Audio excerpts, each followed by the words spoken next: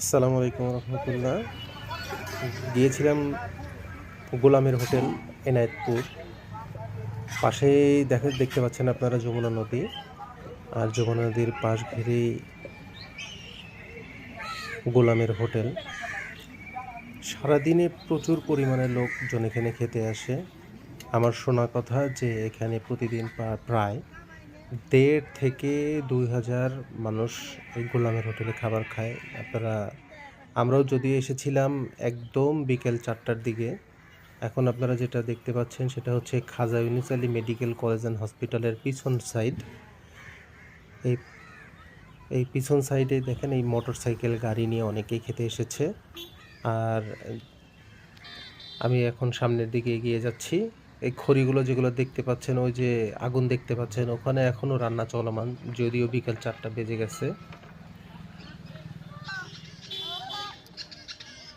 অনেকেই খেয়ে খেয়ে বের হয়ে আসছে।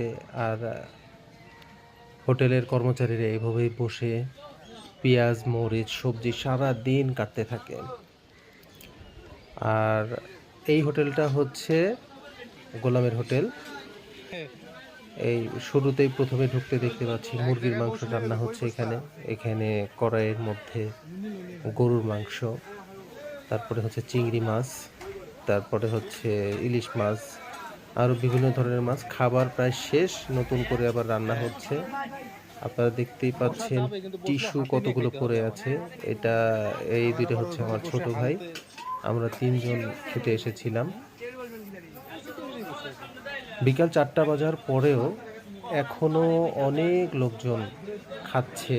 আমরা যখন আর খেতে আসতেছে এখন পর্যন্ত।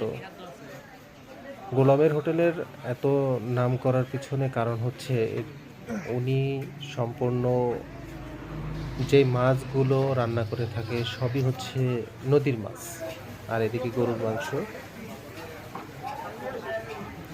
এই কয়েকটা জিনিসের জন্য গোলামের হোটেল বিখ্যাত। আর রান্না হচ্ছে টাটকা। যখন কোনো দোকানে সারা দিনে ১.৫ থেকে ২,০০০ কাস্টমার আসে, একটার পর একটা আসতেই থাকে।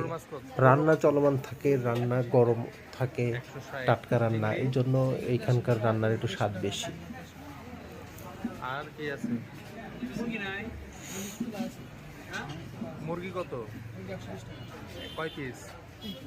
৩ পিস। আচ্ছা, তুমি একটা মুরগি দিবা, একটা চিংড়ি দিবা, একটা গরু দিবা।